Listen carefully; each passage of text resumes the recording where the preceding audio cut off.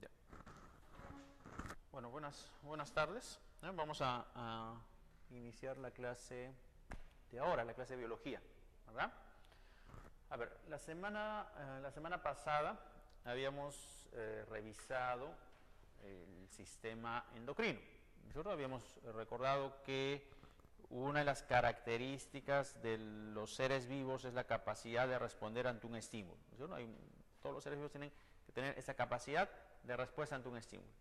Y en los animales habíamos dicho que los sistemas que participaban en la capacidad de responder ante un estímulo son el sistema endocrino y el sistema nervioso, ¿verdad? Sistema endocrino y sistema nervioso. Justo la semana pasada habíamos visto el sistema endocrino. Ahí estaban las hormonas, ¿no?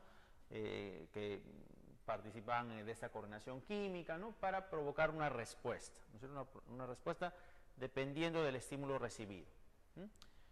En plantas participan también las hormonas, pero las plantas no tienen sistema nervioso, entonces en plantas básicamente la capacidad de respuesta se la debemos a las hormonas, ¿no? En cambio en animales, además de las hormonas, además de este sistema endocrino que habíamos revisado la semana pasada, va a participar el sistema nervioso, ¿no? Va a participar el sistema nervioso como otro sistema involucrado en esta capacidad de responder ante un estímulo, ¿no es cierto? Para poder responder ante este estímulo. Bien, entonces vamos a revisar justamente el sistema nervioso. ¿Ya? Vamos a revisar justamente al sistema nervioso. El sistema nervioso está conformado por un tejido muy especializado, un tejido bastante especializado, ¿no? Que es el tejido nervioso, es uno de los tejidos más especializados que existen, los que tienen mayor diferenciación. Es un tejido bastante sofisticado, ¿no? que está conformando parte de este sistema nervioso. Ya habíamos visto las características del tejido nervioso cuando hicimos la clase de histología, ¿no es cierto? Bien, entonces este tejido nervioso está formando parte del sistema nervioso. Y ese sistema nervioso se caracteriza por tener las propiedades de irritabilidad, ¿no es cierto? Irritabilidad y conductividad. Irritabilidad y conductividad son características del sistema nervioso, ¿no? Características del sistema nervioso. ¿A qué se refiere la irritabilidad? ¿A qué está referida esta irritabilidad? La irritabilidad está referida a la capacidad justamente de poder percibir estímulos, ¿no es cierto? Y reaccionar ante ese estímulo. Esa característica, esa propiedad de percibir el estímulo y poder responder ante ese estímulo, se refiere a la irritabilidad. Y la conductividad, por el nombre lo podemos deducir, se refiere a la capacidad de conducir esa información, conducir esa señal con aporte de energía. Entonces, es capaz de conducir esa señal con aporte de energía. Estas dos características son propias del sistema nervioso, ¿no? Tanto la irritabilidad como la conductividad. Bien, el sistema nervioso va a estar presente tanto en invertebrados como en vertebrados, ¿no? Sean invertebrados o vertebrados, vamos a encontrar la presencia de sistema nervioso. Obviamente, mientras más complejo sea el organismo, más complejo va a ser el sistema nervioso. Mientras más simple y sencillo sea el organismo, más simple y sencillo va a ser el sistema nervioso. Entonces, los sistemas nerviosos más simples y sencillos están en el grupo de los invertebrados. Y en cambio, en los vertebrados vamos a encontrar sistemas nerviosos mucho más complejos, tomando como modelo el ser humano. Entonces, vamos a empezar con los invertebrados, ¿no? Vamos a empezar con los invertebrados. Entonces, ¿qué ejemplos podemos poner en los invertebrados? Vamos a empezar con los poríferos. Los poríferos son animalitos acuáticos, ¿no? Son animalitos acuáticos. Aquí están, por ejemplo, las esponjas, ¿no? Las esponjas son animales acuáticos que están dentro del grupo de los poríferos. Y ya las esponjas las habíamos mencionado, si mal no recuerdo, en la primera clase, ¿verdad? Cuando hicimos niveles de organización, ahí mencionamos a las esponjas. Y las mencionamos ¿por qué? Porque dijimos, a pesar de que están formados por más de una célula, ¿no es cierto? A pesar de que son organismos pluricelulares, ¿no? Es una masa de células, a pesar de que están formados por más de una célula, estos animalitos no han logrado diferenciar tejidos, ¿no es cierto? No han logrado diferenciar tejidos. Entonces, no tienen tejidos, no tienen órganos y no tienen sistemas, ¿no es cierto? No hay ni tejidos, ni órganos, ni sistemas. Entonces, es un organismo en el cual no vamos a encontrar ni tejidos, ni órganos, ni sistemas. Por lo tanto, en los poríferos, como las esponjas, no vamos a encontrar propiamente un sistema nervioso. No hay un sistema nervioso verdadero, no existe un sistema nervioso verdadero. Entonces, no existe una conexión entre células, ¿no es cierto? No existe una conexión entre células capaces de conducir una señal, capaces de transmitir una señal. No hay esa conexión celular que permita conducir una información. No hay una red nerviosa. Entonces, ¿cómo se da la respuesta? La respuesta se da por efectores aislados. Cada célula va a actuar de manera independiente, cada célula va a actuar de manera aislada, ¿no es cierto? No hay una conexión celular, no hay conexión entre células que permitan conducir la señal, no, sino que cada célula puede actuar de manera aislada. Entonces, se dice que los efectores son aislados, ¿no? Hay efectores aislados. No hay entonces propiamente un sistema nervioso, pero sí pueden responder ante un estímulo, pero de manera aislada, ¿no es cierto? No hay conexión entre células, entonces los efectores, los que dan la respuesta, actúan de manera aislada. Eso pasa en los poríferos. Ya sistema nervioso como tal lo vamos a encontrar a partir de los celenterios. Los celenterios son animalitos acuáticos. Aquí están las hidras, las medusas. Hidras y medusas pertenecen al grupo de los celenterios. Estos animalitos ya tienen un sistema nervioso. Algo primitivo aún, pero ya existe un sistema nervioso. Ese sistema nervioso está conformado por las protoneuronas, ¿no? Ese sistema nervioso está conformado por las protoneuronas. Las protoneuronas vienen a ser células que están conformando este sistema nervioso, algo primitivo aún, algo todavía rudimentario, pero ya hay conexión entre células, ¿verdad? Y hay cierta relación entre células para conducir una señal, cierta relación entre células para poder transportar una señal, ¿no? Entonces, esas células capaces de realizar eso son las protoneuronas. ¿Ya? Son las protoneuronas, que están conformando el sistema nervioso de los celenterios, hidras y medusas. En las planarias son gusanos planos, ¿ya? Son gusanos totalmente planos, es un platelminto. En las planarias ya el sistema nervioso se hace un poco más complejo. Las planarias, que son gusanos planos, estas planarias van a tener un sistema nervioso bilateral. ¿Qué significa? Que este sistema nervioso está a manera de dos cordones que están dispuestos en forma paralela a lo largo del cuerpo, pero a ambos lados del cuerpo, lado derecho, lado izquierdo, ¿verdad? Están situados a ambos lados del cuerpo. Entonces, es un sistema nervioso bilateral. Hay presencia de dos cordones nerviosos que se van ramificando, ¿no? Y además hay la presencia de dos ganglios anteriores, ¿no? Hay la presencia de dos ganglios anteriores, dos ganglios nerviosos de posición anterior, que se ramifican para dar origen a los cordones nerviosos. Eso ya lo encontramos en la planaria, ¿no? Eso ya lo encontramos en la planaria. Luego están los anélidos. Los anélidos son gusanos segmentados. Los anélidos son gusanos segmentados o anillados, también le llaman, ¿no? Aquí está la lombriz de tierra. La lombriz de tierra es un anélido. En los anélidos, el sistema nervioso es de posición ventral, ¿no? De posición ventral. No es dorsal como en nuestro caso, ¿no? Sino en ellos es de posición ventral. Vamos a encontrar también dos cordones nerviosos, pero de posición ventral, y la presencia de dos ganglios cerebroideos. Dos ganglios cerebroideos. Entonces, fíjate cómo ya la complejidad va aumentando, ¿no? Hay la presencia de dos ganglios cerebroideos. Luego están los moluscos. Los moluscos tienen una red nerviosa que se distribuye por todo el cuerpo, ¿no? Una red nerviosa que se va a distribuir por todo el cuerpo. Y en esa red nerviosa es evidente la presencia de tres grandes pares de ganglios, ¿no? Está la presencia de tres pares de ganglios, 3 grandes pares de ganglios presentes en los moluscos. Y en los equinodermos, ¿quiénes son los equinodermos? Por ejemplo, aquí está la estrella de mar, el erizo de mar, son equinodermos. Se dice que el sistema nervioso es radial.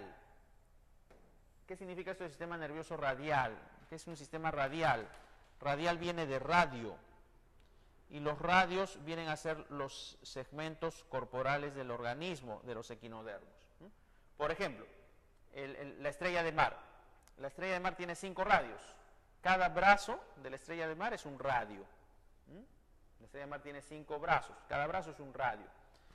Y en cada brazo tú vas a encontrar, en cada radio tú vas a encontrar los mismos componentes. Cada radio tiene sistema excretor, sistema locomotor, sistema digestivo, sistema reproductor, sistema nervioso, sistema excretor, etc. En cada radio encuentras lo mismo. ¿Por qué? Porque los sistemas están distribuidos de manera uniforme por todos los radios. Y eso pasa también con el sistema nervioso. Entonces, se dice que el sistema nervioso es radial, de disposición radial, ¿no? Porque está distribuido de manera proporcional y equitativa por todos los radios del cuerpo. Bien, eso pasa con los invertebrados. Con los vertebrados la situación va a ser un poco más compleja, ¿no? En vertebrados la situación es un poco más compleja, porque obviamente los vertebrados son organismos más complejos. Pero sea invertebrados o sea vertebrados, la función del sistema nervioso, la finalidad del sistema nervioso es la misma. Es el poder responder ante un estímulo recibido. Conducir una señal para que el organismo sea capaz de responder ante un estímulo. Sea invertebrados o vertebrados. Bien, para eso, esa señal tiene que ser conducida a través de una vía. ¿Y cómo se da esa vía? ¿Cuál va a ser esa vía que va a conducir la señal del estímulo recibido para dar una respuesta? Esa vía es la siguiente. Todo estímulo va a ser percibido por un receptor. Ese receptor es el receptor sensorial. ¿Dónde se encuentran los receptores sensoriales? En los órganos de los sentidos, ¿no? Se encuentran en los órganos de los sentidos. Entonces, toda la información externa va a ingresar a nuestro organismo a través de los órganos de los sentidos. ¿Por qué? Porque en los órganos de los sentidos se encuentran los receptores sensoriales. Entonces, cualquier información externa, información visual, auditiva, gustativa, olfatoria, etcétera, va a ingresar a nuestro organismo gracias a los receptores sensoriales que se encuentran en los órganos de los sentidos. Estos receptores sensoriales tienen conexión nerviosa. Por lo tanto, esa información recibida, esa información que ingresa, va a dirigirse hacia el sistema nervioso, ¿no? ¿Por qué? Porque los receptores sensoriales van a tener conexión nerviosa, ¿no? Van a tener conexión nerviosa. Bien, entonces el receptor va a percibir ese estímulo, ¿verdad? Y ese receptor tiene conexión nerviosa. Esa señal del estímulo recibido va a dirigirse ¿hacia dónde? Va a dirigirse hacia el centro nervioso. ¿Qué va a hacer el centro nervioso? El centro nervioso va a recibir la información que viene del receptor. ¿Y qué va a hacer el centro nervioso? Va a procesar esa información. La recibe y la procesa. ¿Para qué la procesa? Para dar una respuesta. Ante un estímulo, una respuesta, ¿verdad? Característica de los seres vivos. Ante un estímulo, una respuesta. Entonces, esa señal del estímulo va a dirigirse desde el receptor hacia el centro nervioso. ¿Para qué? Para que el centro nervioso procese esa información y dé una respuesta. ¿Quién es el centro nervioso?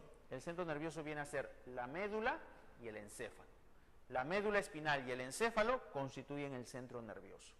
Entonces, esa información tiene que viajar del receptor al centro nervioso. Y va a viajar a través de células nerviosas. ¿Qué células nerviosas? Las neuronas. Las neuronas son las células nerviosas que van a estar conduciendo esa señal recibida. ¿Hacia dónde la van a dirigir? Estas neuronas van a dirigir esa información del receptor, la van a dirigir hacia el centro nervioso. Estas neuronas que están conduciendo la señal de estímulo recibida por el receptor hacia el centro nervioso, estas neuronas son las neuronas sensitivas. Las neuronas sensitivas están relacionadas con la información que viene del receptor, por eso es sensitiva, percibe, ¿no es cierto? Sensaciones. Entonces, son las neuronas que están conduciendo la señal desde el receptor hacia el centro nervioso. Esas neuronas vienen a ser las neuronas sensitivas, ¿ya? Vienen a ser las neuronas sensitivas. Estas neuronas sensitivas que conducen esta información de estímulo hacia el centro nervioso van a estar comprendidas en la llamada vía aferente. Entonces, ¿quiénes constituyen la vía aferente? Las neuronas sensitivas. ¿Y qué cosas están conduciendo? La señal de estímulo del receptor hacia el centro nervioso. Bien, la información llegó al centro nervioso. ¿Qué ocurre ahora? Dijimos, el centro nervioso se va a encargar de recibir esa información y procesarla. ¿Para qué? Para dar una respuesta, ¿verdad? Aquí la finalidad es dar una respuesta en base a la información recibida. Esa respuesta, entonces, va a salir del centro nervioso. La información de respuesta va a salir del centro nervioso y se va a dirigir hacia alguien que efectúe la respuesta. Ese alguien es el efector. El efector es quien va a efectuar la respuesta. El efector generalmente es un músculo o una glándula, ¿no? Los efectores suelen ser músculos o glándulas, ¿no? Entonces, esa señal de respuesta va a salir del centro nervioso y se va a dirigir hacia el efector, ¿no? Se va a dirigir hacia el efector. El efector suele ser un músculo o una glándula. Es quien va a efectuar la respuesta. Entonces, la señal sale del centro nervioso hacia el efector. Esa señal de respuesta que se va hacia el efector va a ser conducida también a través de células nerviosas, es decir, va a ser conducida también a través de neuronas. Pero ya no pueden ser neuronas sensitivas, porque las neuronas sensitivas están conformando la vía aferente, transportan la señal de estímulo. Esas neuronas son otras, son las llamadas neuronas motoras. Las neuronas motoras son las que están conduciendo la señal de respuesta desde el centro nervioso hacia el efector, ¿verdad? Esas son las neuronas motoras. Y estas neuronas motoras constituyen la vía eferente. La vía eferente está constituida por las neuronas motoras, que están conduciendo la señal de respuesta desde el centro nervioso hacia el efector, ¿ya? Desde el centro nervioso hacia el efector. Entonces tienes, mira, vía aferente, vía eferente. Vía aferente relacionada con las neuronas sensitivas. Vía eferente relacionada con las neuronas motoras, ¿no? Relacionada con las neuronas motoras. Entonces, así se da la conducción de la señal, a través de esta ruta. Esta ruta se denomina la ruta del arco reflejo. Esa ruta se denomina la ruta del arco reflejo, ¿verdad? Esa es la ruta del arco reflejo. En esa ruta del arco reflejo se conduce la señal, ¿verdad?, desde el receptor hacia el centro nervioso, se procesa la información y ahora sale la señal de respuesta hacia el efector. La primera está constituida por la vía aferente, la segunda por la vía eferente. La vía aferente está relacionada con las neuronas sensitivas, la vía eferente está relacionada con las neuronas motoras, ¿verdad? Está relacionada con las neuronas motoras. Muy bien, esa es la ruta del arco reflejo. Participan neuronas, ya sea en la vía aferente o vía eferente. Nosotros ya sea en la vía aferente o vía eferente. Bien, estas neuronas para conducir la señal, ¿ya? Estas neuronas para conducir la señal tienen que realizar el proceso denominado sinapsis. La sinapsis es el mecanismo por el cual la señal puede ser conducida de una neurona a otra, ¿no es cierto? Ya sea para qué, para que llegue al centro nervioso o para que llegue al efector, ¿no? Entonces, la sinapsis es ese proceso, ¿no? Ese proceso que va a conducir la señal, ¿no? Entonces, es el proceso que permite que la señal se conduzca de neurona a neurona, ¿no? Que se conduzca de neurona a neurona, ¿no es cierto?, para que esa señal viaje por esta ruta del arco reflejo, ya sea por la vía aferente o vía eferente. En eso consiste la sinapsis. Ahora, para esto, para que ocurra sinapsis, las neuronas no requieren entablar contacto físico. para que ocurra sinapsis, para que la señal pueda transmitirse de una neurona a otra, no se requiere que dos neuronas entren en contacto físico, no. Entonces, para que ocurra sinapsis, las neuronas están muy cercanas, pero sin entablar contacto físico. Por eso se dice que en la sinapsis no hay continuidad, pero sí hay contigüidad. No existe continuidad, pero sí contigüidad. Las neuronas no están en contacto físico, no forman una capa continua, pero sí están muy cercanas sin entablar contacto. No es como, por ejemplo, ¿no? Cuando habíamos hablado de tejido epitelial, ¿qué dijimos? En el tejido epitelial las células forman una capa continua, ¿verdad? Formaban una capa continua, no había un espacio entre las células, formaban una capa continua. En la sinapsis no ocurre eso, las neuronas no están en contacto físico, por lo tanto no hay continuidad, pero sí están cercanas, sin entablar contacto, son contiguas. Es como, por ejemplo, ¿no? En el salón, ¿verdad? Si ustedes ven la disposición de las carpetas, las columnas, ¿no? Las columnas de carpetas están formando una hilera continua de carpetas, ¿verdad? ¿Por qué? Porque la primera carpeta está en contacto físico con la segunda, con el respaldar. A su vez, la segunda está en contacto físico con la tercera, con el respaldar. La tercera está en contacto físico con la cuarta, con el respaldar. Hay una columna continua de carpetas. Pero si ahora tú ves las carpetas de manera transversal, ¿verdad? Entonces tú vas a ver que esas carpetas también están muy cercanas, pero sin entablar contacto físico. La primera carpeta está cercana con la segunda, pero entre ambas hay un espacio. La segunda está en contacto con la tercera, está cercana a la tercera, pero no hay contacto físico. Entre ambas hay un espacio, etcétera. Eso es contigüidad. Están muy cercanas sin entablar contacto.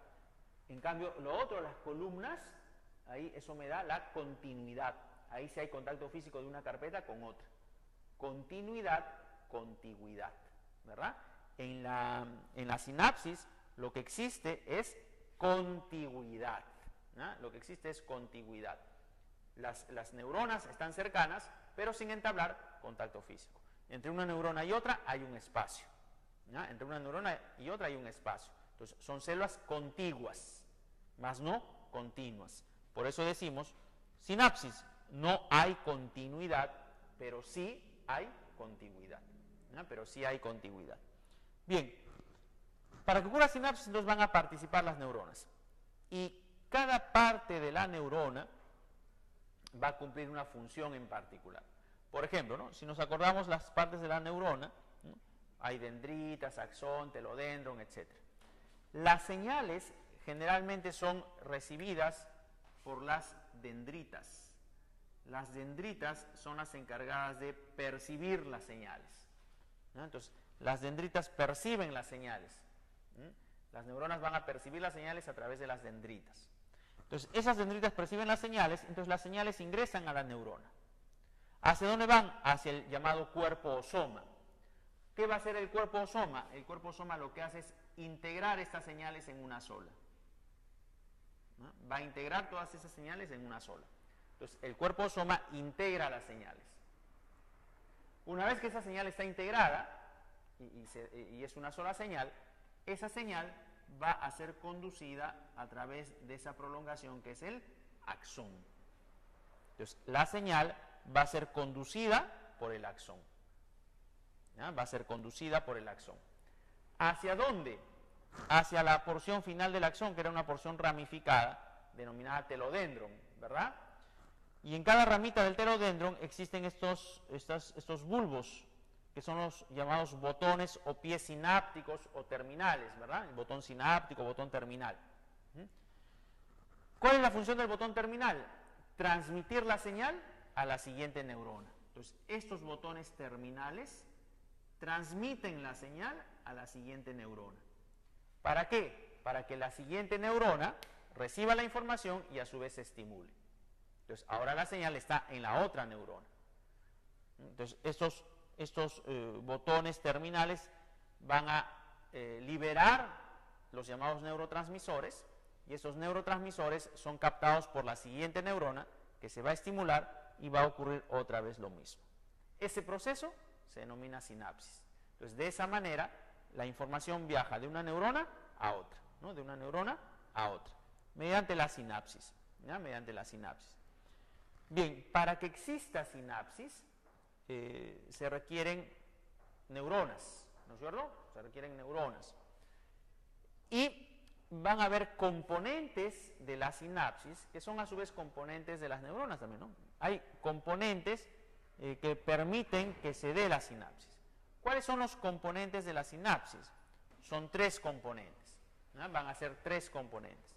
La sinapsis, para que se lleve a cabo, requiere 3 componentes. ¿Cuáles son esos 3 componentes? El primer componente es la membrana presináptica. ¿A quién le pertenece la membrana presináptica? A la primera neurona,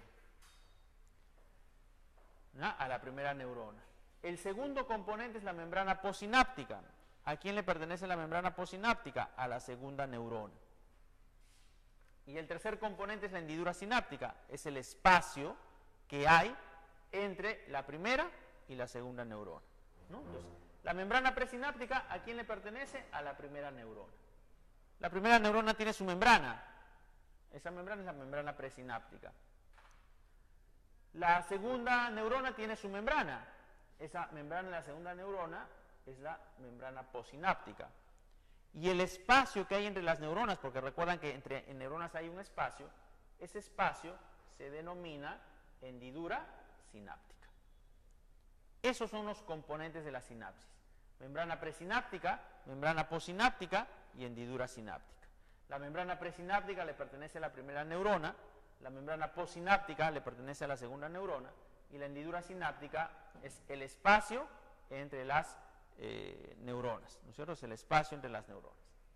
Entonces, ¿cómo se da esto? Vamos a suponer, ¿no es cierto? Por ejemplo, ¿no? Vamos a suponer que aquí está la neurona, ¿sí? Recibe la señal, aquí está el telodendro, ¿no? Los botones terminales. Entonces,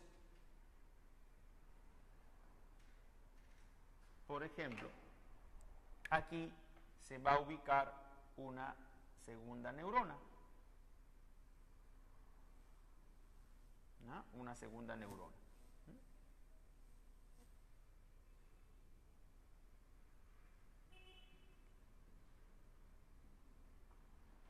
Bien, este botón sináptico le pertenece a la primera neurona. Este botón sináptico tiene su membrana. ¿Qué membrana sería esta? La membrana presináptica. ¿No? La membrana presináptica. Este cuerpo soma, que es de la segunda neurona de la otra neurona, también tiene su membrana. Esa membrana sería la membrana postsináptica. Y el espacio entre ambos, viene a ser la hendidura sináptica. ¿No es cierto? La hendidura sináptica. Ahí están los 3 componentes. No hay contacto físico. Hay un espacio, es la hendidura sináptica. Bien, ¿cómo se da la sinapsis? Mira, vamos a ampliar esta zona, ¿ya? Vamos a ampliar esta zona. Esta zona la ampliamos y esta zona ampliada es esta, ¿ya? Esta zona ampliada es esta de aquí. Botón sináptico, aquí está, ¿ves? Ese es el botón sináptico. Aquí está el espacio ¿cómo se llama? Hendidura sináptica, y aquí está la membrana de la siguiente neurona, membrana postsináptica, ¿no? Entonces, este botón terminal tiene su membrana, es la membrana presináptica. Aquí está el espacio con la segunda neurona, ese espacio se llama hendidura sináptica, y luego la membrana de la siguiente neurona se llama la membrana postsináptica. Ahí están los componentes de la sinapsis. Para que ocurra la sinapsis, esta segunda neurona se tiene que estimular, ¿verdad? Esta segunda neurona se tiene que excitar, se tiene que estimular. Cuando esta segunda neurona se estimula, se excita, entonces la señal está siendo transmitida. Y para que se estimule, se tienen que liberar a esta hendidura sináptica los neurotransmisores. ¿Y quién libera los neurotransmisores? El botón sináptico. ¿Y a quién le pertenece el botón sináptico? A la primera neurona, ¿no es cierto? Entonces, ¿qué va a ocurrir? Mira, dentro del botón sináptico existen unas vesículas. Esas vesículas se llaman vesículas sinápticas. ¿Ya? Toman el nombre de vesículas sinápticas. ¿Qué contienen las vesículas sinápticas? Las vesículas sinápticas contienen neurotransmisores. Esos neurotransmisores que van a servir para estimular, excitar a la siguiente neurona, están dentro de las vesículas sinápticas. ¿No? Están dentro de las vesículas sinápticas. Muy bien, entonces cuando se da la sinapsis, estas vesículas sinápticas van a liberar neurotransmisores. Entonces, para eso, las vesículas sinápticas se van a acercar a la membrana presináptica. Mira, ahora lo que vamos a hacer es ampliar esta región.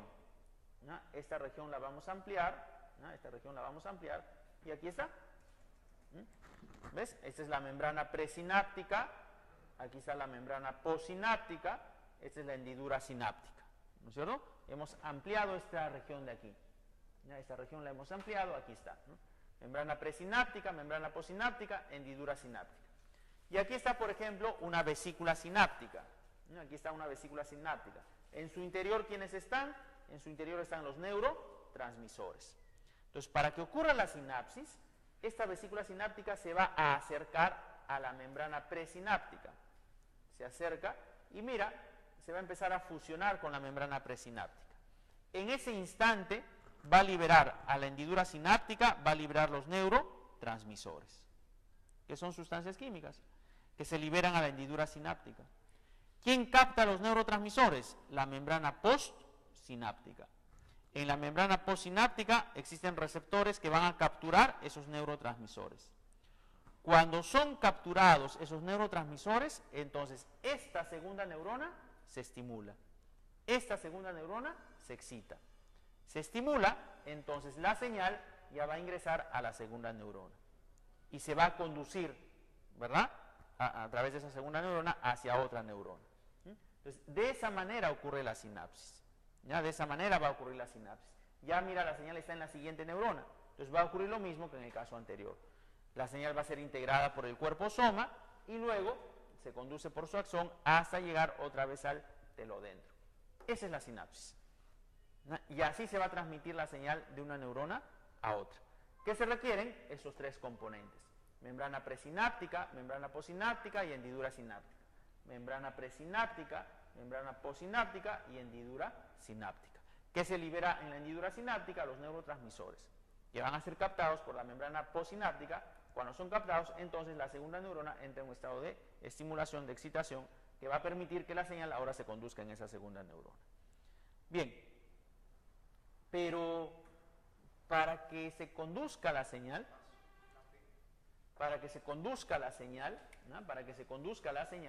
no se requiere o no basta que la segunda neurona reciba los neurotransmisores, sino que además el axón también se estimule, porque recuerda, ¿verdad?, cuando recordamos la estructura de la neurona, recuerda que la señal es recibida por las dendritas, el cuerpo soma integra la señal, y ¿quién conduce la señal? Es el axón, ¿verdad? Entonces, cuando ocurrió la sinapsis, esta segunda neurona, por ejemplo, se excitó, ¿verdad?, porque recibió la señal, esa señal se integró en el cuerpo soma, y ahora esa señal tiene que ser conducida por el axón para que finalmente llegue a los telodendron y libere los neurotransmisores. Entonces, lo que tiene que ocurrir ahora para que la señal sea conducida por el axón es que el axón también se estimule, es que el axón también se excite. Cuando el axón se estimula, cuando el axón entra en un estado de excitación, entonces en ese momento la señal está siendo conducida. Si el axón no está estimulado, no está excitado, la señal no se va a conducir. Entonces, para que la señal nerviosa pueda ser conducida a lo largo del axón, el axón tiene que entrar en un estado de excitación, que va a permitir que la señal se conduzca. Ese estado de excitación del axón se le denomina el impulso nervioso. Entonces, para que la señal se conduzca a lo largo de ese axón tiene que entrar en un estado de excitación. El estado de excitación del axón toma el nombre de impulso nervioso. Entonces, cuando se da el impulso nervioso es porque la señal está siendo conducida a lo largo del axón, ¿no? Cuando se establece ese impulso nervioso, entonces significa que el axón entró en un estado de excitabilidad, de excitación, que va a permitir que la señal se conduzca a lo largo del axón. Y para que se dé este impulso nervioso, para que el axón entre en este estado de excitación, van a participar los iones sodio y potasio.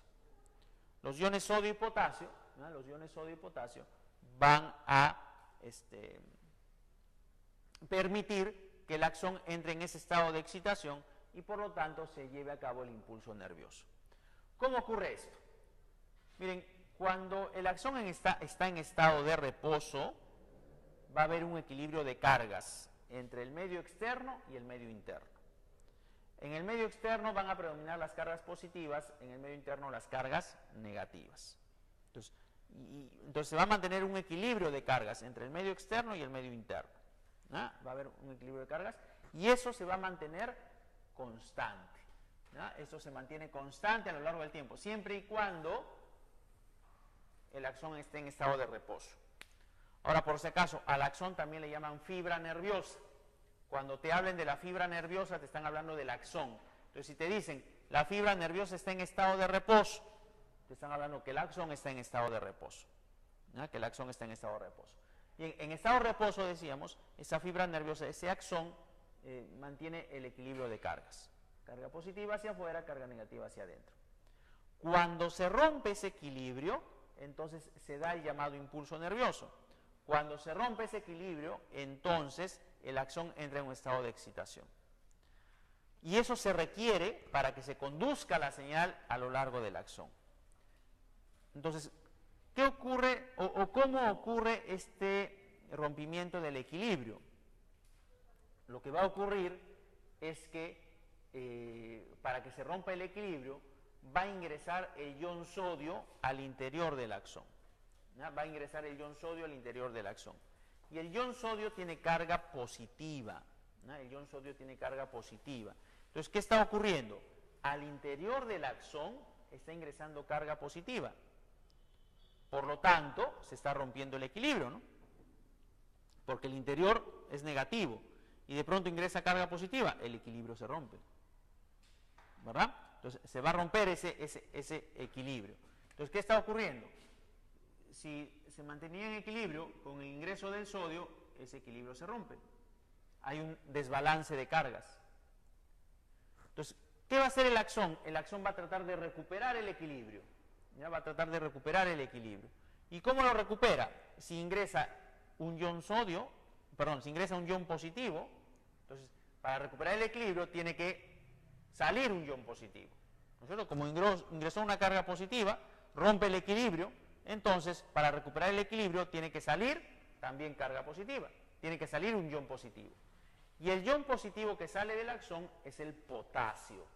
Entonces, cuando sale el potasio, el equilibrio se recupera.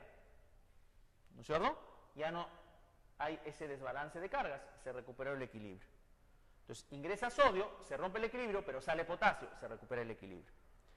Este breve tiempo en el cual se ha roto el equilibrio, es el tiempo en el cual el axón está en estado de excitación. Y es cuando la señal se conduce. Entonces, a lo largo del axón está ocurriendo esto. Este rompimiento del equilibrio. A lo largo del axón. Entonces, cuando está ocurriendo eso, el axón se está excitando. Se está estimulando.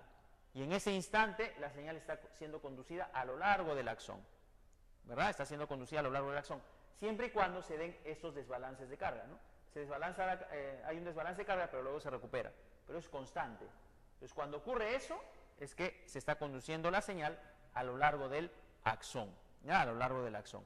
Este pico me está representando el momento en el cual hay ese desbalance de cargas.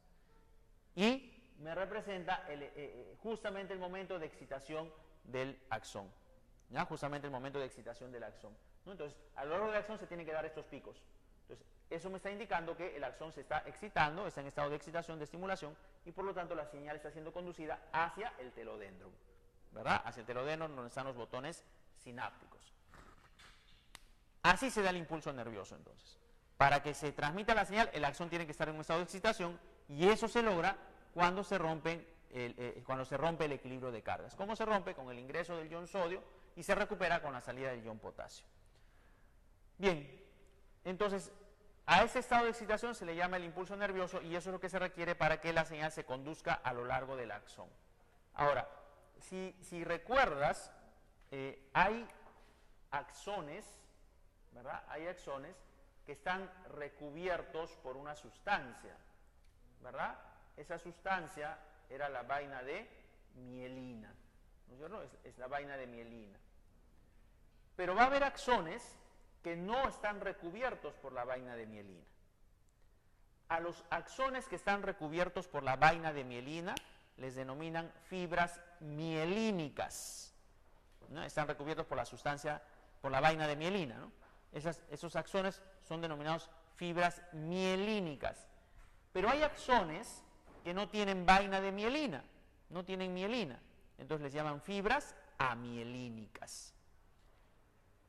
Cuando se comparan los dos axones, quien conduce con mayor rapidez la señal, el axón donde ocurre a mayor velocidad el impulso nervioso, es el axón que tiene vaina de mielina.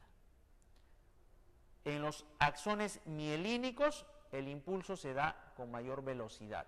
La transmisión de la señal se da con mayor velocidad que si el axón no tuviera vaina de mielina. ¿Por qué?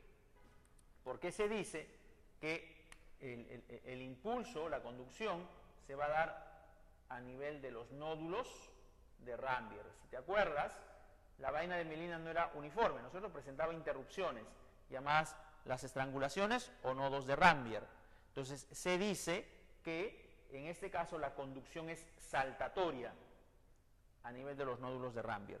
En cambio aquí no, como no hay vaina de mielina, entonces la señal tiene que ser conducida a lo largo de la superficie del axón, ¿ya? Entonces, las fibras nerviosas mielínicas conducen con mayor rapidez el impulso que las amielínicas.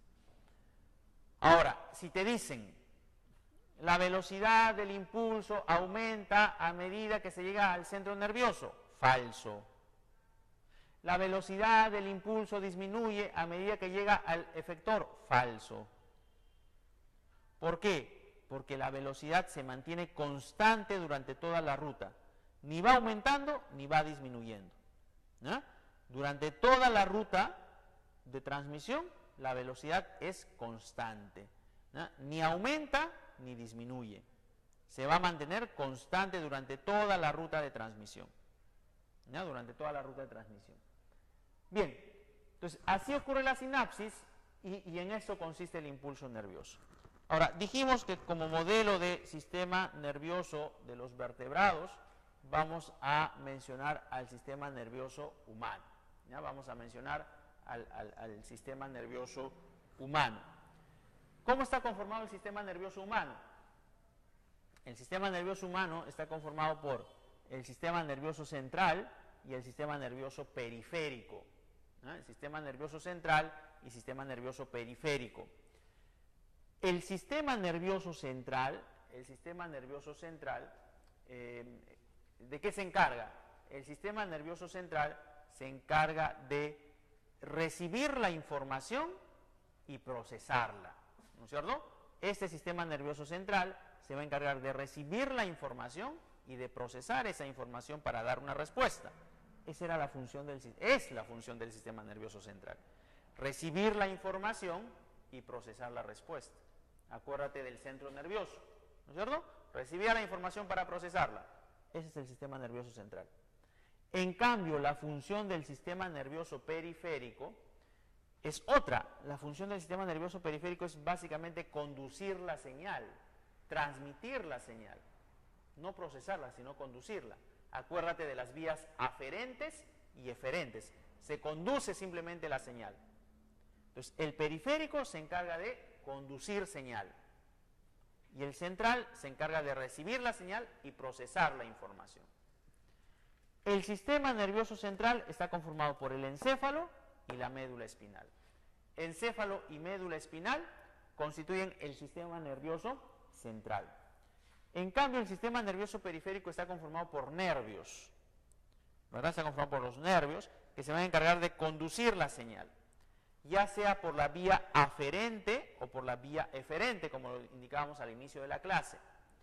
Si la señal se conduce por la vía aferente, entonces está conformado por neuronas sensitivas, ¿verdad?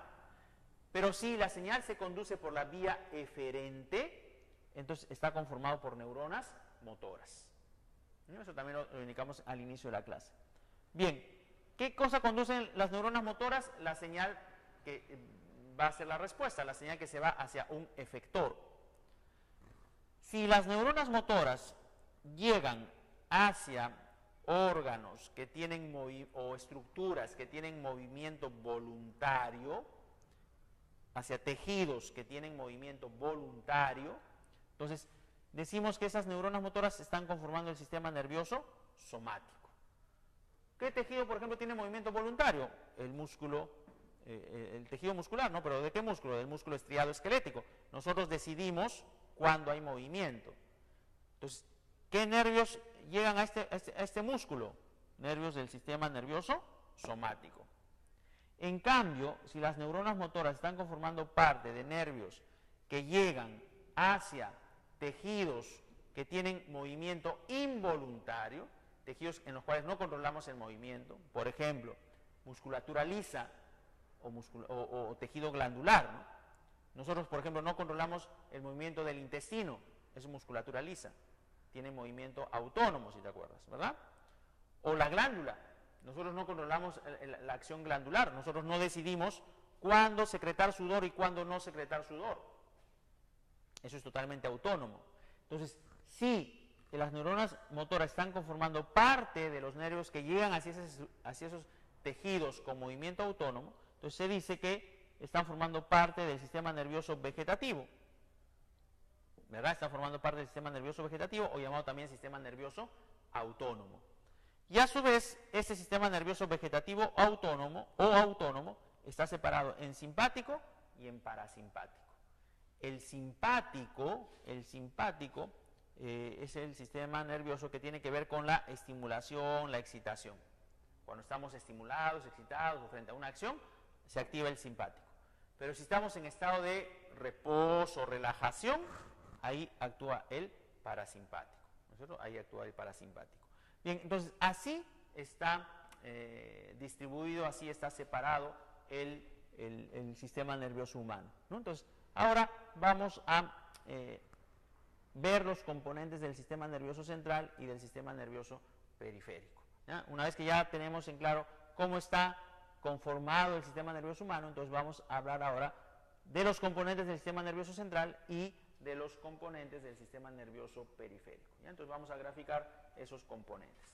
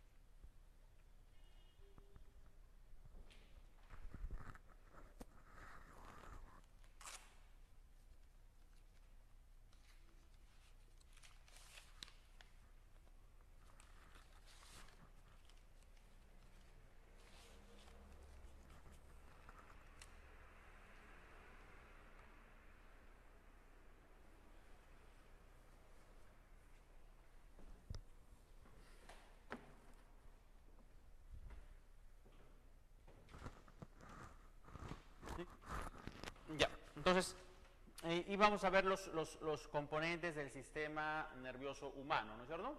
Entonces, vamos a empezar con el sistema nervioso central. Ya sabemos que el sistema nervioso central está conformado por la médula espinal y el encéfalo. ¿De qué se encarga el sistema nervioso central? De recibir la información y procesar una respuesta, ¿verdad? De recibir una información y procesar una respuesta. En el sistema nervioso central vamos a encontrar la denominada sustancia gris y sustancia blanca. ¿Qué es la sustancia gris? ¿Qué cosa es la sustancia blanca? La sustancia gris viene a ser la zona donde se encuentran los cuerpos neuronales, la zona donde están los cuerpos de las neuronas.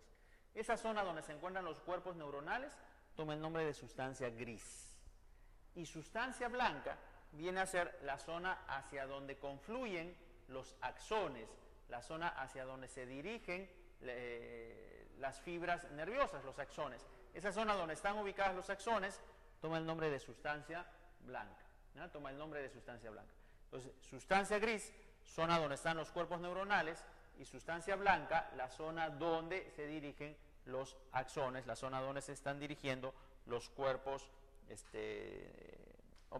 los axones, las fibras nerviosas. Sustancia gris y sustancia blanca. Bien, ¿de qué está conformado el sistema nervioso central? Está conformado, ya hemos dicho, del encéfalo y médula espinal. Empecemos por el encéfalo. El encéfalo es la porción superior y dilatada del sistema nervioso central, ¿no? Es la porción superior y dilatada del sistema nervioso central. Y este encéfalo comprende cerebro, hipotálamo, tálamo, cerebelo, bulbo raquídeo y protuberancia. Esos son los componentes del encéfalo, ¿no? Cerebro, hipotálamo, tálamo, cerebelo, bulbo raquídeo y protuberancia. Todo eso conforma el encéfalo. A ver, veamos un poquito cada una de esas estructuras. El cerebro. El cerebro es la porción más voluminosa del encéfalo, ¿no? Es la porción más voluminosa del encéfalo. Esa porción de mayor volumen, de mayor tamaño dentro del encéfalo, lo constituye el cerebro. El cerebro está separado en dos hemisferios, ¿no? Está separado en dos hemisferios. Esos hemisferios son el hemisferio derecho y el hemisferio izquierdo, ¿no? El hemisferio izquierdo y el hemisferio derecho son los hemisferios del cerebro, ¿no? Entonces, ese cerebro está separado por dos hemisferios, ¿no? Hemisferio derecho y hemisferio izquierdo. Y están separados por una cisura. Hay una cisura interna que separa los dos hemisferios. Esa cisura que separa los dos hemisferios se llama cisura interhemisférica. Pero no están del todo separados, sino que hay un pequeño cuerpo que los mantiene unidos. Ese pequeño cuerpo que mantiene unidos a los dos hemisferios, toma el nombre de cuerpo calloso, ¿no? Toma el nombre de cuerpo calloso. Entonces, están separados por la cisura interhemisférica, pero unidos por el cuerpo calloso. Al interior de cada hemisferio va a existir una cavidad, ¿no? Al interior de cada hemisferio existe una cavidad. Esa cavidad se le denomina ventrículo lateral. ¿Qué es el ventrículo lateral? El ventrículo lateral es la cavidad interna que presenta cada hemisferio, ¿no? Entonces, dentro de cada hemisferio hay una cavidad, esa cavidad se denomina ventrículo lateral. Bien, el hemisferio izquierdo se encarga de controlar el lado derecho del cuerpo. El lado derecho del cuerpo está controlado por el hemisferio izquierdo. Y el hemisferio derecho se encarga de controlar el lado izquierdo del cuerpo. El control es cruzado, ¿no? Entonces, hemisferio derecho me controla el lado izquierdo del cuerpo, hemisferio izquierdo me controla el lado derecho del cuerpo. Entonces, por ejemplo, ¿no? Si una persona tuviera hemiplegia del lado derecho del cuerpo, entonces lo más probable es que la lesión haya ocurrido a nivel del hemisferio izquierdo, ¿verdad? ¿Por qué? Porque el hemisferio izquierdo está controlando el lado derecho, ¿no es cierto? Está controlando el lado derecho. Además, el hemisferio izquierdo tiene que ver con el área del lenguaje y el razonamiento matemático, ¿no? El área del lenguaje y el razonamiento matemático está comprendido en el hemisferio izquierdo. En cambio, el hemisferio derecho tiene que ver con la creatividad, la percepción espacial, las emociones, el arte, ¿no? Eso está relacionado con el hemisferio derecho. En cambio, el razonamiento matemático, el lenguaje, está relacionado con el hemisferio izquierdo. Dos hemisferios. Bien, de manera externa, en el cerebro vamos a encontrar tres fisuras externas, que son la cisura de Silvio, la cisura de Rolando y la cisura perpendicular externa. Son tres cisuras que van a separar al cerebro en cuatro áreas, en cuatro lóbulos. Esos lóbulos son el lóbulo frontal, que está hacia adelante, el lóbulo frontal, el lóbulo parietal arriba, el lóbulo temporal a la altura de los oídos y el lóbulo occipital hacia atrás, ¿no? Hacia atrás, ¿no? En la base del cerebro, ¿no? Entonces, frontal, parietal, temporal y occipital. Son los cuatro lóbulos, ¿no? Los cuatro lóbulos. Y cada lóbulo está relacionado con alguna actividad, con alguna función, ¿no? Por ejemplo, el lóbulo frontal tiene que ver con las actividades intelectuales superiores. El lóbulo parietal es un lóbulo relacionado con la sensibilidad, ¿no? Es un área sensitiva. El temporal tiene que ver con la audición, con la memoria, ¿no? El occipital, por ejemplo, es un área de la visión, ¿no? Tiene que ver con el hecho de poder, la percepción visual, ¿no? Entonces, cada lóbulo tiene una actividad, ¿no? El frontal, por ejemplo, ¿no? Les decía funciones intelectuales, el parietal es área sensitiva, el temporal, audición, memoria, el occipital relacionado con el área visual. Una lesión, por ejemplo, en el lóbulo occipital te puede involucrar que pierdas la visión, ¿no?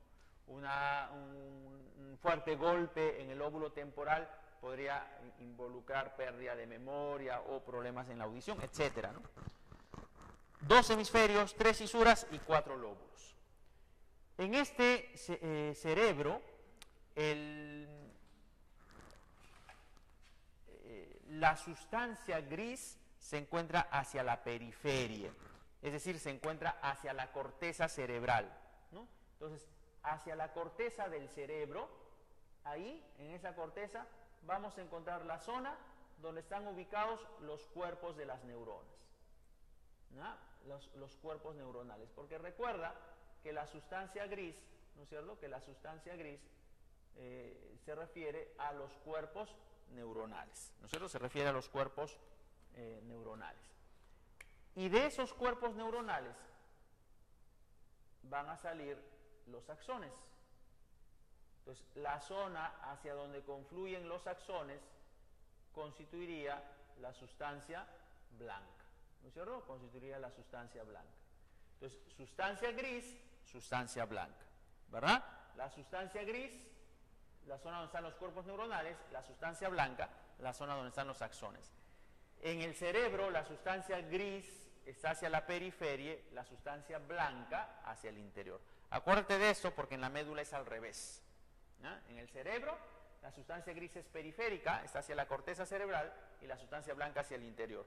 Ahora, en la sustancia blanca hay pequeñas áreas de sustancia gris, es decir, pequeñas zonas donde se van a ubicar cuerpos neuronales, ¿no? Entonces, en esa zona, que es la sustancia blanca, vamos a encontrar unas pequeñas zonas donde va a estar ubicada áreas de sustancia gris.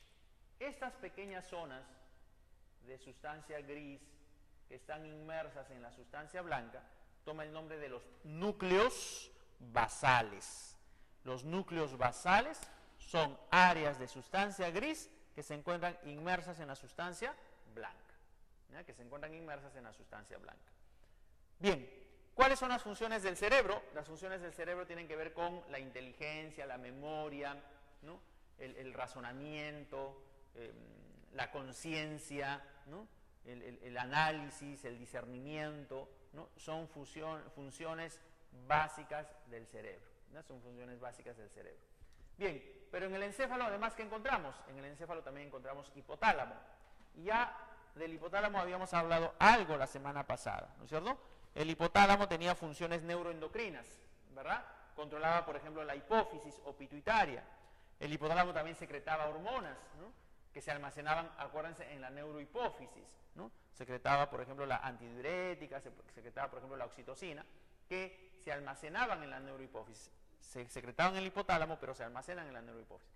Entonces, el hipotálamo tiene funciones neuroendocrinas, que lo habíamos visto la semana pasada, pero también cumple otras funciones. Por ejemplo, el hipotálamo controla la ingestión, controla la temperatura corporal, controla las emociones, la presión, el impulso sexual, el apetito, la sed y el sueño. Son controlados por el hipotálamo, ¿no? Son controlados por el hipotálamo. Bien, ¿qué más encontramos en el encéfalo? En el encéfalo encontramos también el tálamo. El tálamo es una región que va a servir como filtro de información sensitiva. ¿Ya? Va a servir como filtro de información sensitiva, específicamente información visual e información auditiva. Entonces, toda información visual y auditiva, antes de dirigirse, antes de llegar al cerebro, antes de llegar a la corteza cerebral, esa información visual y auditiva primero tiene que pasar por el tálamo. ¿Por qué? Porque lo que va a hacer el tálamo es filtrar qué información es relevante e importante en ese momento para el individuo. Entonces, esa información primero pasa por el tálamo. El tálamo se va a encargar de que nosotros centremos la atención, ya sea visual o auditiva, en algún objeto, ¿verdad? ¿Por qué? Porque en ese momento es importante, ¿verdad? Es de suma importancia para nosotros. Entonces, antes de que esa información llegue a la corteza cerebral, primero va a pasar por el tálamo. El tálamo va a filtrar esa información para que de alguna manera nuestro organismo pueda discernir cuál de esa información es relevante o importante para nosotros. Eso lo hace el tálamo. Luego está el cerebelo. El cerebelo se encuentra limitando con la porción, con el lóbulo occipital del cerebro, ¿no? El cerebelo está limitando con esa región occipital. El cerebelo es denominado también el árbol de la vida. El árbol de la vida se refiere al cerebelo. ¿En qué participa el cerebelo? En reforzar la contracción muscular. Refuerza la contracción muscular. Pero además permite que nosotros mantengamos una buena postura y nos mantengamos en equilibrio, ¿no? El hecho de mantenernos en equilibrio, de tener una buena postura, eso se lo debemos al cerebelo. Por ejemplo, una lesión en el cerebelo, ¿no? Una lesión en el cerebelo puede producir un cuadro conocido como ataxia. Y la ataxia, ¿por qué se caracteriza? Porque la persona no va a tener equilibrio, ¿verdad?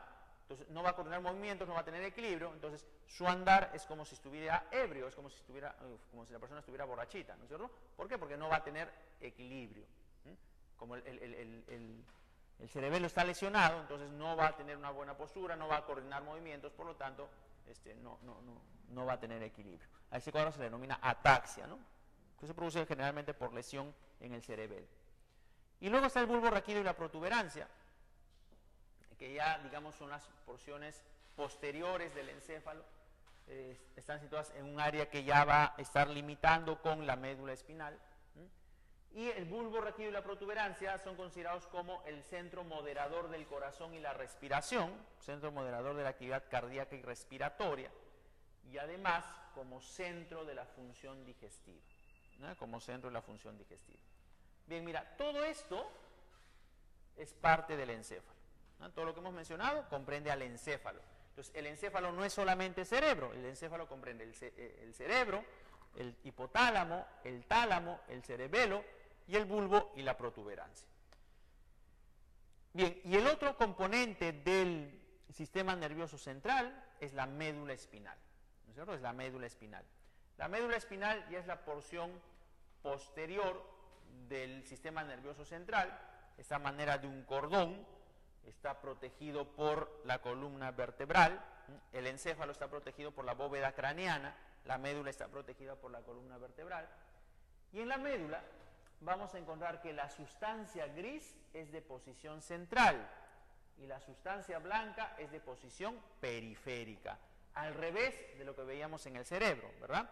En el cerebro era la sustancia gris la que estaba en posición periférica y la blanca estaba hacia el interior. En la médula es al revés. En la médula la sustancia gris es de posición central, la sustancia gris es de posición central y la médula es más bien de posición, en la médula más bien la sustancia blanca es de posición periférica, ¿no es cierto? Es de posición periférica. La sustancia gris tiene relación con los movimientos reflejos y la sustancia blanca más bien tiene una función conductora, ¿ya? Tiene una función conductora. Médula espinal y encéfalo son componentes del sistema nervioso central, cuya función es recibir la información para procesarla y dar una respuesta. El otro sistema nervioso es el sistema nervioso periférico, ¿verdad? Es el sistema nervioso periférico.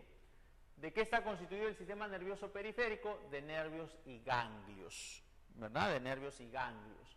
¿Cuál era la función del sistema nervioso periférico? Conducir la señal, conducir la información, ¿no es cierto? Entonces, este sistema nervioso periférico está conformado por nervios y ganglios. ¿Qué es un nervio? Un nervio viene a ser un paquete de axones. Este paquete de varios axones, es un nervio, ¿no? O paquete de fibras nerviosas. Recuerda que fibra nerviosa se refiere al axón, ¿no es cierto? Entonces, un nervio viene a ser este paquete de axones. Un nervio no es un axón, un nervio son varios axones que están formando un paquetito. Ese paquete viene a ser el nervio. Entonces, los nervios son conjuntos, son paquetes de axones. Y los ganglios vienen a ser agrupaciones de cuerpos neuronales. Es una zona donde se agrupan cuerpos de neuronas, pero fundamentalmente neuronas sensitivas, ¿no? Fundamentalmente neuronas sensitivas, ¿no? Entonces, nervios, paquete de axones, y ganglios, agrupaciones de neuronas sensitivas, ¿no es cierto? Agrupaciones de neuronas sensitivas. Bien, estos nervios, a su vez, pueden ser nervios raquídeos o pueden ser nervios espinales, ¿no? Pueden ser nervios raquídeos o nervios espinales. Los nervios, nervios craneales, perdón. Estos nervios pueden ser nervios raquídeos o pueden ser nervios craneales. Los nervios raquídeos, son llamados también nervios espinales, ¿ya? Los nervios raquídeos son denominados también nervios espinales. ¿Por qué? Porque son aquellos que emergen, son aquellos que salen de la médula espinal. Si los nervios salen de la médula espinal, toman el nombre de nervios raquídeos o llamados también nervios espinales. Estos nervios están separados en 31 pares de nervios. Entonces, de esos 31 pares de nervios vamos a encontrar 8 pares cervicales, 12 pares dorsales, 5 pares lumbares y 6 pares sacros. ¿Hacia dónde se van estos nervios? Hacia diferentes regiones de nuestro organismo, ¿verdad? Van a inervar diferentes regiones del organismo, ¿no? Entonces, ¿pero de dónde están emergiendo? De la médula espinal. Como emergen de la médula espinal, le llaman nervios raquídeos, ¿ya? Le denominan nervios raquídeos. Y son 31 pares, ¿no? Separados en 8 cervicales, 12 dorsales, 5 lumbares y 6 sacros. Y los llamados nervios craneales, ¿ya? Los denominados nervios craneales, son los que salen, son los que emergen del encéfalo. Si los nervios salen del encéfalo, entonces toma el nombre de nervios craneales. Y estos nervios son 12 pares de nervios craneales, ¿ya? Son 12 pares de nervios craneales que están emergiendo del encéfalo, ¿ya? Que están emergiendo del encéfalo. Ustedes en su texto, ahí tienen un listado, ¿verdad? Ahí tienen un listado de los nervios craneales, ¿no es cierto? Si ustedes ubican en la página 129, ahí está el listado de los nervios craneales. Estos nervios craneales que ustedes encuentran aquí pueden tener funciones. ¿Qué funciones? Pueden tener función sensitiva,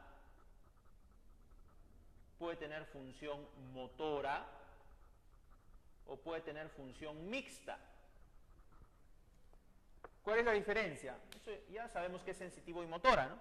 Sensitiva, si es que lo que conduce es la señal de estímulo, ¿hacia dónde? Hacia el centro nervioso. Esa es la vía aferente. Si te dicen función motora, entonces ¿qué está conduciendo? La señal de respuesta, ¿a dónde? Al efector. Está formando parte de la vía eferente, lo que vimos al inicio de la clase. Y función mixta, si tiene ambas funciones, tanto sensitiva como motora. Entonces, en los humanos, ahí están los 12 pares de nervios, los 12 pares de nervios craneales, ¿no? Por ejemplo, el primer par es el olfatorio. Si ves en tu tablita, ese par olfatorio tiene función sensitiva, ¿no es cierto? Está relacionado con el olfato. El segundo par, el óptico, ¿no es cierto? El segundo par es el óptico. Función sensitiva, está relacionado con la vista. El tercer par, el oculomotor, función motora, movimientos del globo ocular y del iris. Cuarto par, el troclear, función motora, tiene que ver con rotación del globo ocular. El quinto par es el trigémino, ese ya tiene función mixta, porque si te das cuenta, mira, ahí te dicen, tiene función sensitiva, sensibilidad de la frente, cuero cabelludo, párpados, lados de la nariz y dientes, pero además tiene función motora, ¿verdad? Además tiene función motora, está relacionado con movimientos de la lengua y músculos masticatorios. Como tiene función sensitiva y motora, la función es mixta. El sexto par, el aductor, función motora, rotación del globo ocular. El séptimo par, el facial, también es mixto. Sensitivo tiene que ver con el gusto, motora con la expresión facial. El octavo par acústico, función sensitiva, tiene que ver con la audición y el equilibrio. El noveno par, el glosofaringio, función mixta, sensitiva con el tacto y el gusto, motora con los movimientos de la faringe. El décimo par es el nervio vago, o llamado también neumogástrico. Tiene también función mixta. Sensitiva, cuerdas vocales y pulmones. Motora, movimientos de la faringe, cuerdas vocales, pulmones, esófago, estómago, corazón, inhibe los latidos del corazón. El onceavo par, el espinal, función motora, músculos de la faringe, laringe y cuello. Y doceavo par, el hipogloso, función motora, movimientos de la lengua. 12 pares. Ahora, en los vertebrados inferiores, como en los peces y en los anfibios, en estos no existe el par 11 y el par 12. ¿Ya? En peces, por ejemplo, solamente hay hasta el par 10. No hay ni el 11 ni el 12. En cambio, en los vertebrados superiores, como por ejemplo los mamíferos, los humanos, por ejemplo, ahí sí encontramos los 12 pares de nervios. ¿No? Bien, entonces estos nervios están conformando parte del sistema nervioso periférico. Ahora, dentro del sistema nervioso periférico estaba el sistema nervioso autónomo, o llamado también vegetativo, que, como habíamos mencionado al inicio, en el cuadro que habíamos puesto al inicio, está conformado por el sistema simpático y el parasimpático. Esos dos sistemas tienen efectos antagónicos, porque mientras el simpático tiene que ver con la excitación, estimulación, la actividad, el parasimpático tiene que ver con la relajación y el reposo, ¿no? Entonces, por ejemplo, si el simpático estimula el aumento de la frecuencia respiratoria, el parasimpático disminuye la frecuencia respiratoria. Si el simpático eleva la presión, el parasimpático disminuye la presión. Si el simpático aumenta la irrigación sanguínea, el parasimpático mantiene o disminuye la irrigación sanguínea. Si el simpático dilata las pupilas, el parasimpático constriñe las pupilas. Si el simpático eleva el nivel de glucosa, el parasimpático disminuye el nivel de glucosa, etc. Tienen efectos antagónicos. ¿Por qué? Porque uno está relacionado con la estimulación, la excitación, la actividad. El otro está relacionado con el reposo, la relajación. Bien, ¿y las meninges qué son? Las meninges son las envolturas del sistema nervioso. ¿Pero de qué sistema nervioso? ¿De todo? Falso. Si a ti te dicen, las meninges son las envolturas, las cubiertas de todo el sistema nervioso, eso es falso. Son solamente cubiertas del sistema nervioso central. ¿Ya? Son envolturas del sistema nervioso central. ¿Cuáles son esas meninges? Son tres. La dura madre, que es la más externa, la aracnoides, que es la meninge media, y la pía madre, que es la meninge interna. ¿Ya? La pía madre es la que va a estar en contacto con el tejido nervioso. Entonces, la más externa es la dura madre, la media es el aracnoides y la interna es la pía madre. Ahora, entre el aracnoides y la pía madre hay un espacio. Ese es el espacio subaracnoideo. ¿No? El espacio subaracnoideo. Ese espacio subaracnoideo está situado entre el aracnoides y la pía madre. ¿Qué circula por el espacio subaracnoideo? Líquido cefalorraquídeo. Bien, ese es el sistema nervioso. Ahora, habíamos dicho que la información que ingresa al sistema nervioso va a ingresar gracias a los órganos sensoriales.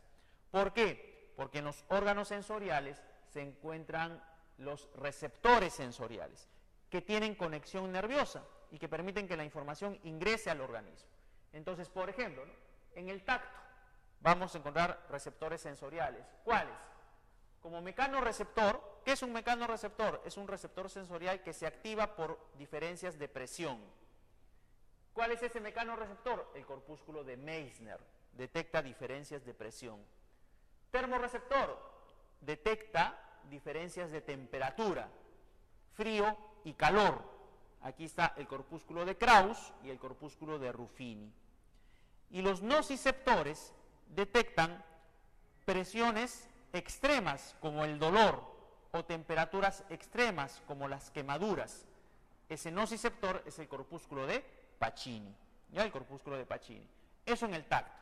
En la vista, los receptores sensoriales se encuentran en la retina. ¿Por qué en la retina? Porque la retina es el lugar donde se va a formar la imagen y ahí se encuentran unas células llamadas conos y bastones.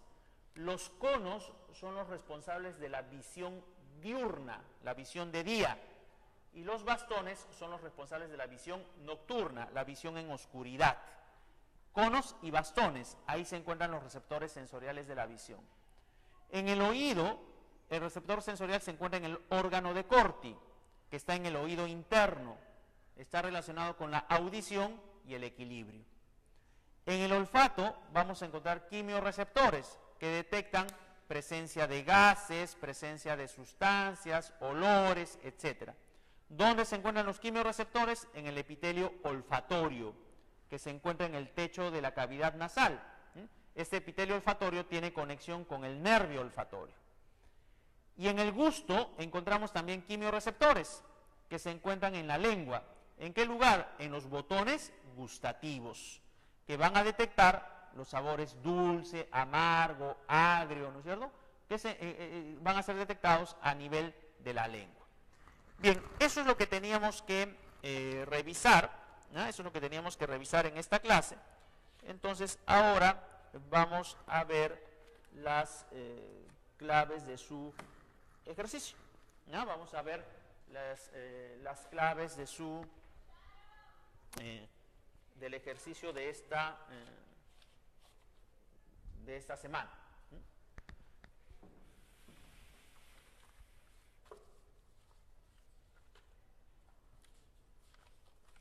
A ver.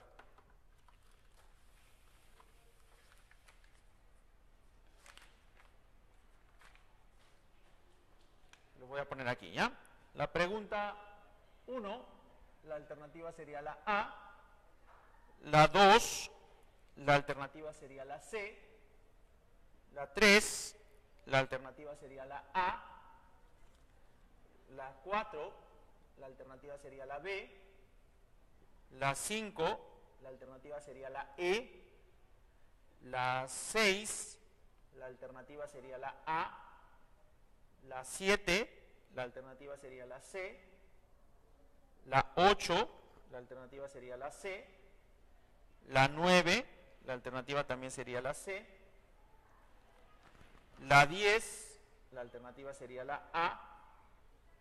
La 11, la alternativa sería la D.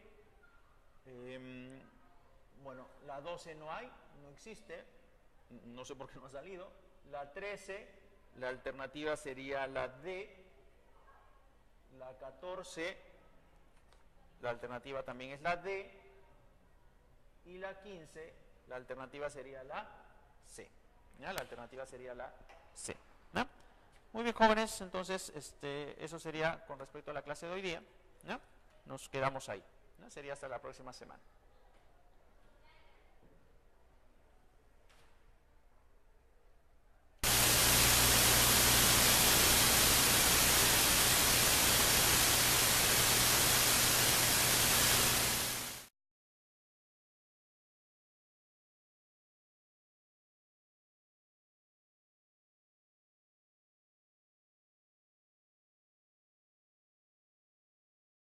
Sensoriales en los órganos de los sentidos, ¿no? Se encuentran en los órganos de los sentidos.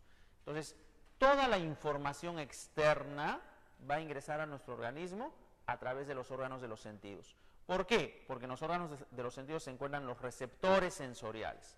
Entonces, cualquier información externa, información visual, auditiva, gustativa, olfatoria, etcétera, va a ingresar a nuestro organismo gracias a los receptores sensoriales que se encuentran en los órganos de los sentidos. Estos receptores sensoriales tienen conexión nerviosa. Por lo tanto, esa información recibida, esa información que ingresa, va a dirigirse hacia el sistema nervioso, ¿no? ¿Por qué? Porque los receptores sensoriales van a tener conexión nerviosa, ¿no? Van a tener conexión nerviosa. Bien, entonces, el receptor va a percibir ese estímulo, ¿verdad? Y ese receptor tiene conexión nerviosa. Esa señal del estímulo recibido va a dirigirse ¿hacia dónde? Va a dirigirse hacia el centro nervioso. ¿Qué va a hacer el centro nervioso? El centro nervioso va a recibir la información que viene del receptor. ¿Y qué va a hacer el centro nervioso? Va a procesar esa información. La recibe y la procesa. ¿Para qué la procesa? Para dar una respuesta. Ante un estímulo, una respuesta, ¿verdad? Característica de los seres vivos. Ante un estímulo, una respuesta. Entonces, esa señal del estímulo va a dirigirse desde el receptor hacia el centro nervioso. ¿Para qué? Para que el centro nervioso procese esa información y dé una respuesta. ¿Quién es el centro nervioso? El centro nervioso viene a ser la médula y el encéfalo. La médula espinal y el encéfalo constituyen el centro nervioso. Entonces, esa información tiene que viajar del receptor al centro nervioso. Y va a viajar a través de células nerviosas. ¿Qué células nerviosas? Las neuronas. Las neuronas son las células nerviosas que van a estar conduciendo esa señal recibida. ¿Hacia dónde la van a dirigir? Estas neuronas van a dirigir esa información del receptor, la van a dirigir hacia el centro nervioso. Estas neuronas que están conduciendo la señal de estímulo recibida por el receptor hacia el centro nervioso, estas neuronas son las neuronas sensitivas. Las neuronas sensitivas están relacionadas con la información que viene del receptor, por eso es sensitiva, percibe, ¿no es cierto? Sensaciones. Entonces, son las neuronas que están conduciendo la señal desde el receptor hacia el centro nervioso. Esas neuronas vienen a ser las neuronas sensitivas, ¿no? Vienen a ser las neuronas sensitivas. Estas neuronas sensitivas que conducen esta información de estímulo hacia el centro nervioso van a estar comprendidas en la llamada vía aferente. Botones nerviosos, pero de posición ventral, y la presencia de dos ganglios cerebroideos. Dos ganglios cerebroideos. Entonces, fíjate cómo ya la complejidad va aumentando, ¿no? Hay la presencia de dos ganglios cerebroideos. Luego están los moluscos. Los moluscos tienen una red nerviosa que se distribuye por todo el cuerpo, ¿no? Una red nerviosa que se va a distribuir por todo el cuerpo. Y en esa red nerviosa es evidente la presencia de tres grandes pares de ganglios, ¿no? Está la presencia de tres pares de ganglios, tres grandes pares de ganglios presentes en los moluscos. Y en los equinodermos, ¿quiénes son los equinodermos? Por ejemplo, aquí está la estrella de mar, el erizo de mar, son equinodermos. Se dice que el sistema nervioso es radial. ¿Qué significa esto de sistema nervioso radial? ¿Qué es un sistema radial? Radial viene de radio. Y los radios vienen a ser los segmentos corporales del organismo de los equinodermos. Por ejemplo, la estrella de mar. La estrella de mar tiene 5 radios. Cada brazo de la estrella de mar es un radio. la estrella mar tiene 5 brazos, cada brazo es un radio. Y en cada brazo tú vas a encontrar, en cada radio tú vas a encontrar los mismos componentes. Cada radio tiene sistema excretor, sistema locomotor, sistema digestivo, sistema reproductor, sistema nervioso, sistema excretor, etc. En cada radio encuentras lo mismo. ¿Por qué? Porque los sistemas están distribuidos de manera uniforme por todos los radios. Y eso pasa también con el sistema nervioso. Entonces, se dice que el sistema nervioso es radial, de disposición radial, ¿no? Porque está distribuido de manera proporcional y equitativa por todos los radios del cuerpo. Bien, eso pasa con los invertebrados. Con los vertebrados la situación va a ser un poco más compleja, ¿no?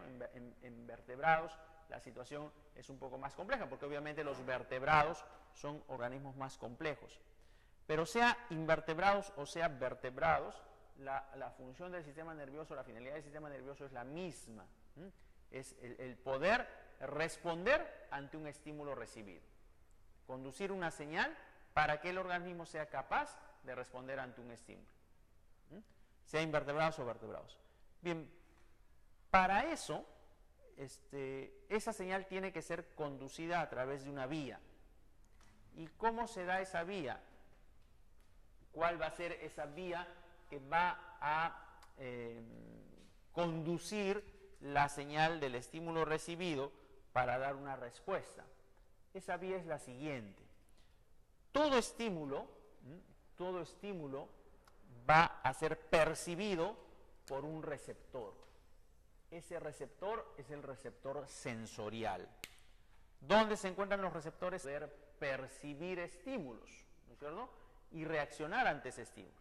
Esa característica, esa propiedad de percibir el estímulo y poder responder ante ese estímulo, se refiere a la irritabilidad. Y la conductividad, por el nombre lo podemos deducir, se refiere a la capacidad de conducir esa información, conducir esa señal con aporte de energía. ¿No es cierto? Entonces, es capaz de conducir esa señal con aporte de energía. Estas dos características son propias del sistema nervioso, ¿no? Tanto la irritabilidad como la conductividad. Bien, el sistema nervioso va a estar presente tanto en invertebrados como en vertebrados, ¿no? Sean invertebrados o vertebrados, vamos a encontrar la presencia de sistema nervioso. Obviamente, mientras más complejo sea el organismo, más complejo va a ser el sistema nervioso. Mientras más simple y sencillo sea el organismo, más simple y sencillo va a ser el sistema nervioso. Entonces, los sistemas nerviosos más simples y sencillos están en el grupo de los invertebrados. Y en cambio, en los vertebrados vamos a encontrar sistemas nerviosos mucho más complejos, tomando como modelo el ser humano. Entonces, vamos a empezar con los invertebrados, ¿no? Vamos a empezar con los invertebrados. Entonces, ¿qué ejemplos podemos poner en los invertebrados? Vamos a empezar con los poríferos.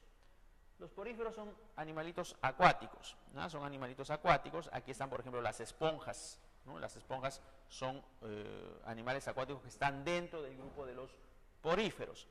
Y ya las esponjas las habíamos mencionado, si mal no recuerdo, en la primera clase, ¿verdad? Cuando hicimos niveles de organización, ahí mencionamos a las esponjas. Y las mencionamos ¿por qué? Porque dijimos, a pesar de que están formados por más de una célula, ¿no es cierto? A pesar de que son organismos pluricelulares, ¿no? Es una masa de células, a pesar de que están formados por más de una célula, estos animalitos no han logrado diferenciar tejidos, ¿no es cierto? No han logrado diferenciar tejidos. Entonces, no tienen tejidos, no tienen órganos y no tienen sistemas, ¿no es cierto? No hay ni tejidos, ni órganos, ni sistemas. Entonces, es un organismo en el cual no vamos a encontrar ni tejidos, ni órganos, ni sistemas. Por lo tanto, en los poríferos, como las esponjas, no vamos a encontrar propiamente un sistema nervioso. No hay un sistema nervioso verdadero, no existe un sistema nervioso verdadero. Entonces, no existe una conexión entre células, ¿no es cierto? No existe una conexión entre células capaces de conducir una señal, capaces de transmitir una señal. No hay esa conexión celular que permita conducir una información. No hay una red nerviosa. Entonces, ¿cómo se da la respuesta? La respuesta se da por efectores aislados. Cada célula va a actuar de manera independiente, cada célula va a actuar de manera aislada, ¿no es cierto? No hay una conexión celular, no hay conexión entre células que permitan conducir la señal. No, sino que cada célula puede actuar de manera aislada. Entonces, se dice que los efectores son aislados. Hay efectores aislados. No hay entonces propiamente un sistema nervioso, pero sí pueden responder ante un estímulo, pero de manera aislada, ¿no es cierto? No hay conexión entre células, entonces los efectores, los que dan la respuesta, actúan de manera aislada. Eso pasa en los poríferos. Ya sistema nervioso como tal lo vamos a encontrar a partir de los celenterios. Los celenterios son animalitos acuáticos. Aquí están las hidras, las medusas. Hidras y medusas pertenecen al grupo de los celenterios. Estos animalitos ya tienen un sistema nervioso. Algo primitivo aún, pero ya existe un sistema nervioso. Ese sistema nervioso está conformado por las protoneuronas. Ese sistema nervioso está conformado por las protoneuronas. Las protoneuronas vienen a ser células que están conformando este sistema nervioso, algo primitivo aún, algo todavía rudimentario, pero ya hay conexión entre células, ¿verdad? Y hay cierta relación entre células para conducir una señal, cierta relación entre células para poder transportar una señal, ¿no? Entonces, esas células capaces de realizar eso son las protoneuronas, ¿ya? Son las protoneuronas, que están conformando el sistema nervioso de los celenterios, hidras y medusas. En las planarias son gusanos planos, ¿no? Son gusanos totalmente planos, es un platelminto. En las planarias ya el sistema nervioso se hace un poco más complejo. Las planarias, que son gusanos planos, ¿no? Estas planarias van a tener un sistema nervioso bilateral. ¿Qué significa? Que este sistema nervioso está a manera de dos cordones que están dispuestos en forma paralela a lo largo del cuerpo, pero a ambos lados del cuerpo, lado derecho, lado izquierdo, ¿verdad? Están situados a ambos lados del cuerpo. Entonces, es un sistema nervioso bilateral.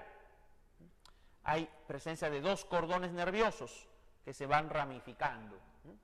Y además hay la presencia de dos ganglios anteriores, ¿no? Hay la presencia de dos ganglios anteriores, dos ganglios nerviosos de posición anterior, que se ramifican para dar origen a los cordones nerviosos.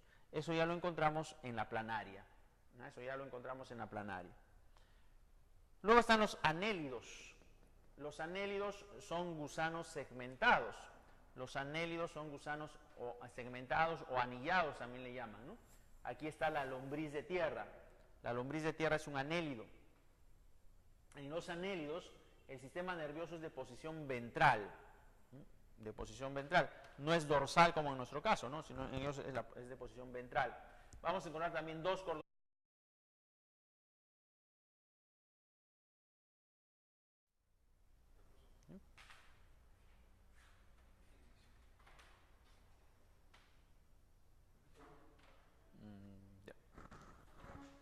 Bueno, buenas tardes. Vamos a iniciar la clase de ahora, la clase de biología, ¿verdad? A ver, la semana pasada habíamos revisado el sistema endocrino.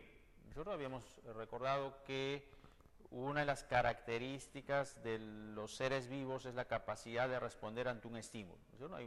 Todos los seres vivos tienen que tener esa capacidad de respuesta ante un estímulo. Y en los animales habíamos dicho que los sistemas que participaban en la capacidad de responder ante un estímulo son el sistema endocrino y el sistema nervioso, ¿verdad? El sistema endocrino y el sistema nervioso. Justo la semana pasada habíamos visto el sistema endocrino. Ahí estaban las hormonas, ¿no? Que participaban de esta coordinación química, ¿no? Para provocar una respuesta, ¿no? Una respuesta dependiendo del estímulo recibido. En plantas participan también las hormonas, pero las plantas no tienen sistema nervioso, entonces en plantas básicamente la capacidad de respuesta se la debemos a las hormonas, ¿no? En cambio en animales, además de las hormonas, además de este sistema endocrino que habíamos revisado la semana pasada, va a participar el sistema nervioso, ¿no es cierto? Va a participar el sistema nervioso como otro sistema involucrado en esta capacidad de responder ante un estímulo, ¿no es cierto? Para poder responder ante este estímulo. Bien, entonces vamos a revisar justamente el sistema nervioso. Ya vamos a revisar justamente al sistema nervioso. El sistema nervioso está conformado por un tejido muy especializado, un tejido bastante especializado, ¿no? Que es el tejido nervioso, es uno de los tejidos más especializados que existen, los que tienen mayor diferenciación. Es un tejido bastante sofisticado, ¿no? que está conformando parte de este sistema nervioso. Ya habíamos visto las características del tejido nervioso cuando hicimos la clase de histología, ¿no es cierto? Bien, entonces este tejido nervioso está formando parte del sistema nervioso. Y ese sistema nervioso se caracteriza por tener las propiedades de irritabilidad, ¿no es cierto? Irritabilidad y conductividad.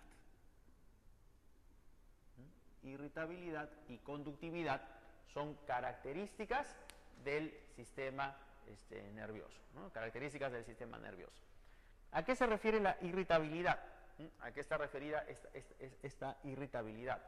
La irritabilidad está referida a la capacidad justamente de poder